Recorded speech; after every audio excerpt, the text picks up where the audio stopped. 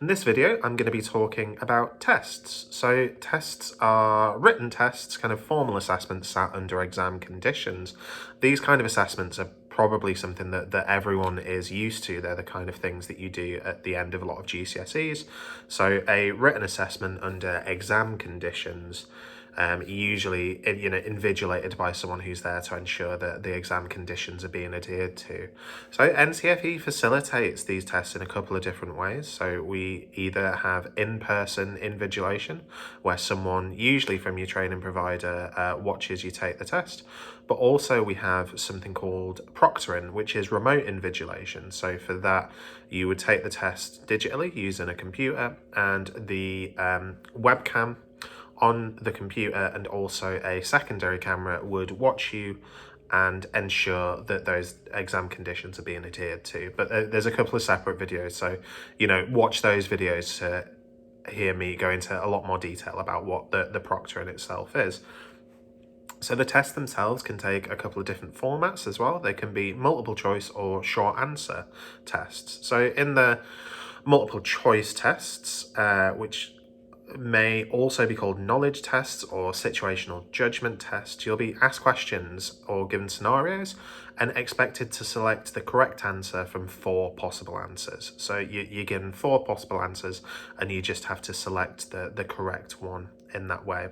Short answer questions don't have options to choose from. You're expected to draw from your knowledge to respond to a question, and there'll be guidance in the paper detailing expected lengths of answers for those types of tests. To prepare for this kind of assessment, first of all, understand the format. So is it proctored or invigilated in person, and what do you need to do for both of these? Again, remember they are timed formal assessments, so it's really important that you are prepared and on time and understand, what can I bring into this assessment, what can't I, what is prohibited, and just have an understanding of that before you go into the assessment itself. And also take advantage of the sample papers that we provide to training providers. So we provide sample questions and sample papers so that you can really have an understanding of the format of these kind of papers and also some of the content. Because remember, like the other assessment components, the content for these papers are drawn from the assessment plan, which is available on the Institute for Apprenticeship's website for your particular apprenticeship.